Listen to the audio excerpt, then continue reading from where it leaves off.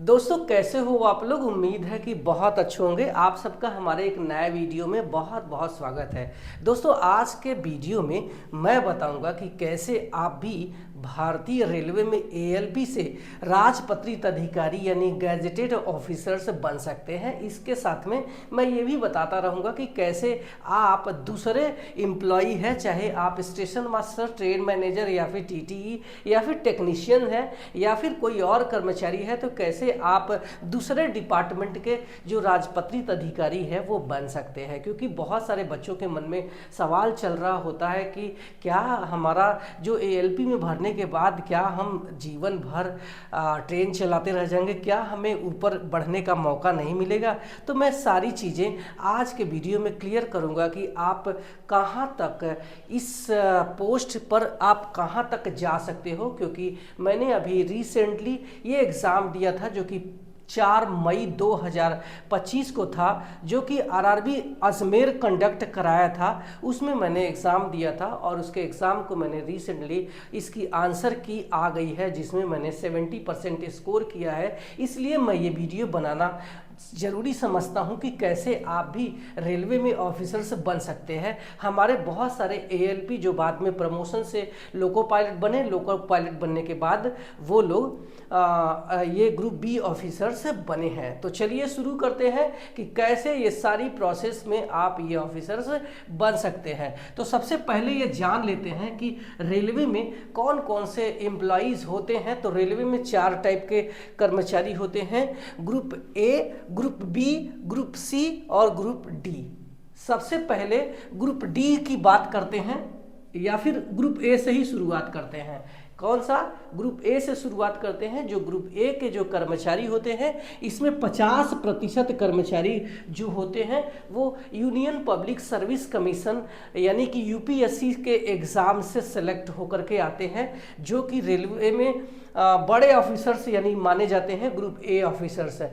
और आपको बता दूं कि यही union public service commission Bharat में डीएम और एसपी, जिसको हम डिस्ट्रिक्ट मजिस्ट्रेट और सुपरिटेंडेंट ऑफ पुलिस बोलते हैं, वो बनाते हैं। आईपीएस आईएएस बनाते हैं, जो कि ग्रुप ए ऑफिसर्स बनाते हैं, तो उसमें उनके रैंक कम रह जाता है, तो ये रेलवे में आ जाते हैं बड़े ऑफिसर्स बन करके। और दूसरा इनका होता है ग्रुप ए ऑफिसर्स हो गए। अब बात करते हैं ग्रुप बी ऑफिसर्स का।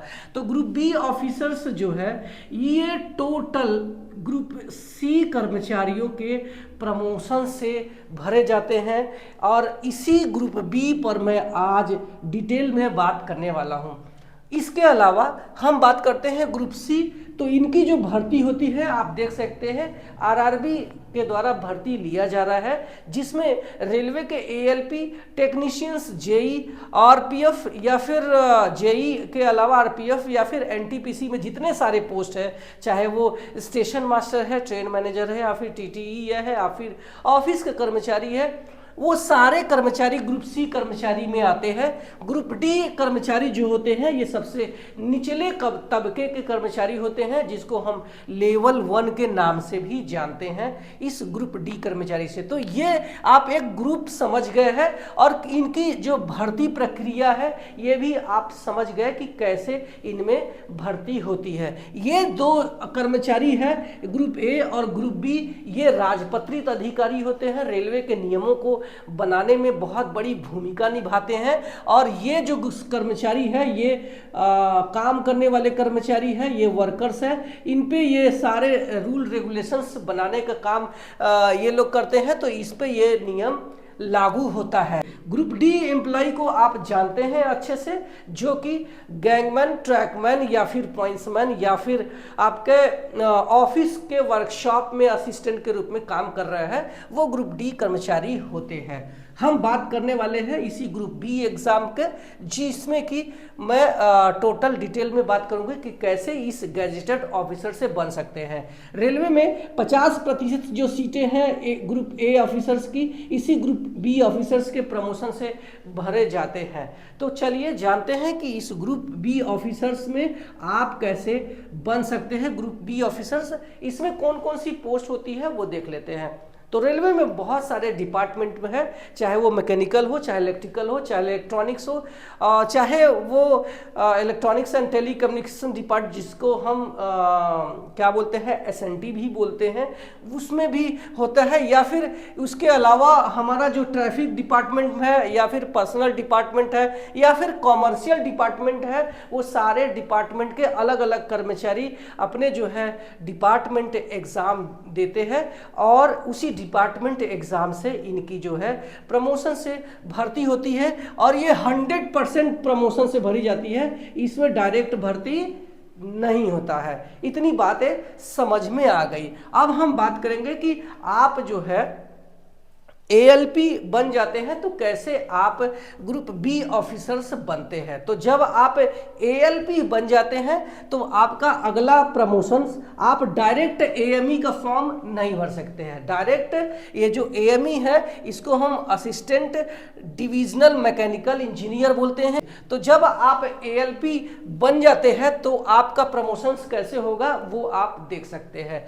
यहां से आप एएलपी में आएंगे 1900 ग्रेड पे, 19,900 आपका बेसिक होगा। इसके बाद आपको एटलीस्ट 2 साल काम करना पड़ेगा, तब आप सीनियर एएलपी बन जाते हैं। आपका ग्रेड पे 2400 हो जाएगा। इसके बाद आप लोको पायलट संटिंग बन जाते हैं, जिसमें कि आपका ग्रेड पे सेम 24 ही रहता है, लेकिन आप यहां से ट्रेन चलाने लगते हैं। भले ही यार्ड में आप संटिंग कर रहे हैं, मेन लाइन पे नहीं चल रहा है, लेकिन आप संटिंग करने लगते हैं। यहां से ये जो एई है इसके लिए आप एलिजिबल हो जाते हैं। मतलब एएलपी और सीनियर एएलपी इस पोस्ट के लिए एलिजिबल नहीं होते हैं। जैसे ही आप लोको पायलट बन जाते हैं उसी टाइम आप एलिजिबल हो जाते हैं। बट इसमें एक शर्त है कि आपको एटलीस्ट मिनिमम 3 साल वर्किंग किया होना जरूरी है इस लोको पायलट में। तो आपको बता दूं कि इस समय मैं एलपीजी वाला भी पोस्ट क्लियर कर चुका हूं, अभी मैं एलपीपी हूं।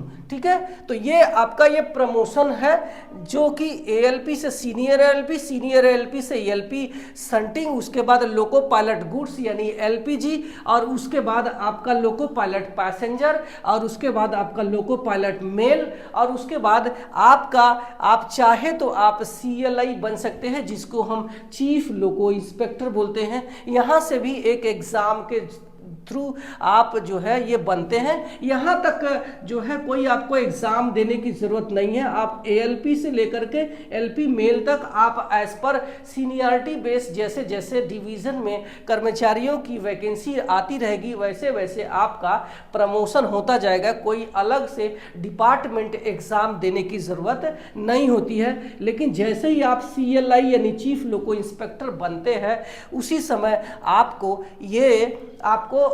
जरूरी हो जाएगा कि आपको एग्जाम एक पास करना होगा। इस सीएलआई के बाद आप चाहे तो ये जो है सबसे हाई लेवल का पोस्ट होता है एएमई जो कि मैकेनिकल डिपार्टमेंट का है, या फिर आप एईई यानी असिस्टेंट इलेक्ट्रिकल इंजीनियर का आप एग्जाम दे सकते हैं जो कि डिपार्टमेंट एग्जाम होगा।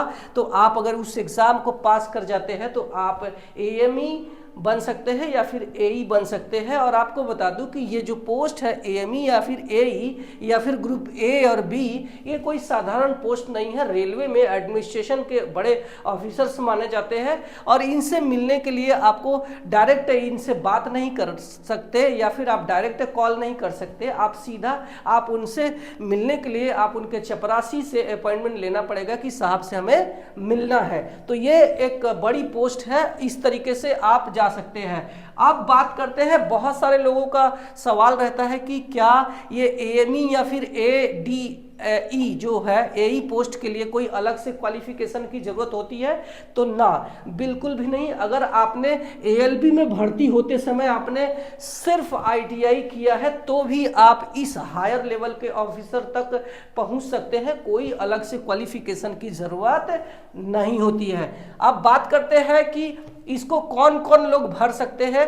तो आपको बता दूं कि ये जो एएमई वाला पोस्ट है या फिर एई वाला पोस्ट है, इसके लिए लिए रेलवे में लोको पायलट, इसके अलावा जूनियर इंजीनियर, इसके अलावा सीनियर सेक्शन इंजीनियर, इसके अलावा ये जो CLI है यानी चीफ लोको इंस्पेक्टर, जो कि लोको पायलट से ही प्रमोट होकर के गए हैं, यही लोग इस एग्ज़ाम में बैठने के लिए पात्र होते हैं, एलिजिबल होते हैं। कोई और आप इसमें नहीं बैठ सकते हैं। हाँ, अगर आप दूसरे डिपार्टमेंट के कर्मचारी हैं, चाहे आप स्टेशन मास्टर हैं, तो आप जो है AOM में बैठ सकते हैं, बट इसमें शर्त इतनी है कि आपकी भी जो सर्विस है वो मिनिमम 3 साल होना ज़रूरी है। इसी तरीके से अगर आप JE है और वो भी PWI यानी सिविल इंजीनियर वाला JE है, तो आप AEN के लिए एलिजिबल है। वही अगर आप पर्सनल डिपार्टमेंट में है, यानी अगर आपने अगर आप रेलवे NTPC के ज़रिए आपने जो क्लर्क वाली पोस्ट लिया हुआ है, तो उससे आप APO बन सकते हैं। और अगर आप TT है तो आप इससे आप ACM यानी असिस्टेंट कॉमर्शियल मैनेजर बन सकते हैं। अपनी जो सर्विस है उसको 3 साल कंप्लीट होना जरूरी है। ये आपका सर्विस होना जरूरी है, तभी आप इसके फॉर्म भर सकते हैं। और मेरा आज का टॉपिक मैं ALP से बता रहा हूं कि कैसे आप AME बन सकते हैं। तो जो एलिजिबिलिटी क्राइटेरिया है वो मैंने बता दिया है कि आपको सिर्फ आप भर्ती हो गए हैं, आप रेलवे के कर्मचारी होने चाहिए, या तो आप ALP, या तो फिर आप CLI, या फिर आप JE है, या फिर आप SSC है। कोई अलग से क्वालिफिकेशन की जरूरत नहीं है कि हमें डिप्लोमा चाहिए या फिर BTech चाहिए, ऐसा कुछ भी नहीं है। आप सिर्फ ITI है तो भी फॉर्म भर सकते हैं। अच्छा, इसमें 2 टाइप के पोस्ट आती है, एक होती है 30% LDC कोटा और दूसरा होता है 70% LDCE कोटा। अब ये LDCE क्या है, तो इसको फुल फॉर्म में हम बोलते हैं लिमिटेड डिपार्टमेंट कॉम्पिटिटिव एग्जामिनेशंस। इसमें जो है मान लीजिए कि 10 पोस्ट AME की आई है, तो 10 पोस्ट में से 70% सीटें जो है 70% कोटे के साथ में रहेगी, और 30% सीटें जो है यानी 3 पोस्ट, अगर मान लीजिए 10 पोस्ट आई है तो उसमें 7 पोस्ट जो रहेगा वो 70% कोटा, और 3 जो सीट रहेगी ये 30% कोटा के तहत भरी जाएगी। अब बात करते हैं कि इसके लिए कौन एलिजिबल होते हैं।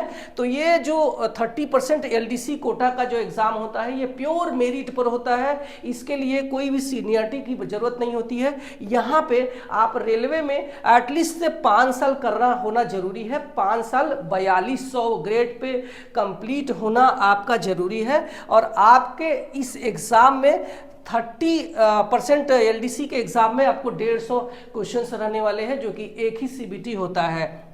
हम बात करते हैं 70% LDC के एग्जाम में, तो ये सीनियरिटी बेस पर होता है, यानी ऊपर से जितने भी सीनियर लोग रेलवे में रहते हैं, अगर ये इस एग्ज़ाम में बैठे हैं और इन्होंने एग्ज़ाम को क्वालिफाई कर लिया है तो सीनियरिटी से लेते हैं। उसके अलावा उनके मार्क ठीक ठाक है तो आप सीनियरिटी से ये भर्ती होती है। 70% वाला LDC वाला जो है 30% वाला, ये सिर्फ और सिर्फ मार्क के बेस पर होता है। चलिए बात करते हैं अगले पॉइंट की। तो कौन कौन जो है इसका एग्जाम पैटर्न क्या है, यानी इसका एग्जाम पैटर्न देख लेते हैं। तो इसमें एक ही CBT होता है, चाहे आप 30% वाला दे लो और चाहे आप 70% वाला दे लो। अगर आप 30% वाला एग्जाम देंगे तो आपको 150 सवाल रहेंगे, वहीं अगर आप 70% LDC कोटा वाला एग्जाम देंगे तो आपके सामने 100 सवाल रहेंगे। और आपको बता दूं कि इस CBT के बाद डायरेक्ट आपका मेडिकल होता है, यानी कि आपको ऐसा नहीं कि आगे और डॉक्यूमेंट वेरिफिकेशन, वो सब बात का मैटर है। इसके बाद आपका मेडिकल होगा और मेडिकल में उतने लोग ही बुलाए जाएंगे जितने सीट है उसके 6 गुना। यानी मान लीजिए कि अगर 1 सीट है तो उस पर 6 लोगों को इसके मेरिट में आना होगा और उसी के आधार पे ये जो है मेडिकल के लिए बुलाएंगे। मेडिकल इनका ईजी होता है, B1 या फिर B2 होता है। अब B1 B2 मेडिकल के बाद आपका इंटरव्यू होगा। इंटरव्यू बहुत इंपॉर्टेंट है, डिटेल में सारी चीजें रेलवे के बड़े ऑफिसर से इनको इंटरव्यू करते हैं। इंटरव्यू में पास होने के बाद आपका सर्विस रिकॉर्ड देखा जाएगा कि आपने रेलवे में इतने दिन काम किए हैं तो आपका सर्विस रिकॉर्ड कैसा है, आपने कैसा परफॉर्म किया है, उसी बेस पर आपकी जो है पोस्टिंग हो जाती है। अब बात करते हैं कि इसमें कौन कौन से सिलेबस क्या रहता है, कौन कौन से सवाल आते हैं, तो आपको बता दूं कि इस एएमई के एग्जाम में या फिर एई के एग्जाम में आपको मोस्टली लोकोमोटिव से सवाल पूछे जाते हैं। इसके अलावा ये जो एएमई का एग्जाम है इसमें सीएनडब्ल्यू यानी सवारी और माल डिब्बा, यानी हमारे ट्रेनों के पीछे जो आपने माल डिब्बा या फिर सवारी देखा है उससे रिलेटेड सारे क्वेश्चंस, डाटा से लेकर के उनकी जो है मापदंड, सारी चीजें इसमें सवाल पूछी जाती है। इसके अलावा रेलवे के एडमिशन से जुड़े हुए फाइनेंस या फिर बजट, इसके अलावा जीके वगैरह भी इसमें पूछे जाते हैं। इसके अलावा 10 प्रश्न आपको राजभाषा हिंदी से सवाल रहते हैं। तो आपको इसको जो है ये जो सिलेबस है, ये जैसे ही नोटिफिकेशन भारतीय रेलवे अपने जो है जो जोनल लेवल से ये वैकेंसी आती है, ध्यान रखना ये पूरे ऑल ओवर इंडिया से नहीं, ये जोनल लेवल से वैकेंसी आती है। मान लीजिए कि अगर आप सेंट्रल रेलवे के एम्प्लॉई है तो आपको सेंट्रल रेलवे से वैकेंसी आती है, तो उसी समय जैसे ही आपका ये नोटिफिकेशन डिपार्टमेंट एग्जाम आएंगे तो भर्ती होगा, तो उसी समय ये सिलेबस भी आपको दे देगा। तो इसकी किताबें जल्दी हमें मिलती नहीं है, तो आपको अपना जो स्टडी मटेरियल है यहाँ वहाँ से या फिर आपको गूगल से डाउनलोड करके आपको अपनी स्टडी करना होगा। अब चलिए बात करते हैं सबसे इम्पॉर्टेंट कि मैं ये आपको क्यों बता रहा हूँ, क्योंकि मैंने रिसेंटली इसके एग्ज़ाम को यानी रिटन एग्ज़ाम को मैंने पास किया है और इस एग्ज़ाम में 100 सवाल पूछे गए थे जिसमें मैंने 70% स्कोर किया है। और आपको ये वीडियो बताने का मतलब है कि आप एक तो जान जाएंगे कि आप एएलपी से डायरेक्ट जो है धीरे धीरे रेलवे में काम करके आप रेलवे के ऑफिसर से बन सकते हैं। इसके अलावा आपको एक मोटिवेशन मिलेगा कि आप जो है रेलवे में ना सिर्फ ट्रेन चलाएंगे बल्कि आगे के भी अधिकारी आप बन सकते हैं। अब इसके बाद अगर इंटरव्यू में मेरा नाम आता है तो उसमें जाएंगे, अदरवाइज मुझे पर्सनली आपको बताऊं कि मुझे जो ट्रेन चलाने का काफ़ी मतलब मज़ा आता है। क्या बोलते हैं, मुझे ऑफिशियल जॉब करने में उतना इंटरेस्ट नहीं है। मैं एग्ज़ाम इसलिए देता हूं ताकि मैं अपने आप को समझ लूं कि मैं कितना पानी में हूं। और आपको बता दूं कि ये एग्ज़ाम को मैंने अपने ड्यूटी जो है करते हुए यानी ट्रेन चलाते हुए भी और मैं अपने वीडियो के लिए टाइम निकालते हुए भी अपना जो है इस एग्ज़ाम को तैयारी भी किया हूं। तो जो लोग ये बोलते हैं कि एएलपी में आने के बाद आप दूसरे डिपार्टमेंट का एग्ज़ाम की तैयारी नहीं कर सकते हैं, तो ऐसा नहीं है। आप चाहे तो इस एएलपी में भी रह करके आप हायर एजुकेशंस का एग्ज़ाम का भी तैयारी आप कर सकते हैं। तो ये वीडियो आपको हेल्पफुल लगा है तो लाइक करना और मेरे चैनल पे पहली बार आया है तो सब्सक्राइब करके मेरा मोटिवेशन बढ़ाना। और मिलते हैं किसी और वीडियो में, और तब तक के लिए बाय बाय।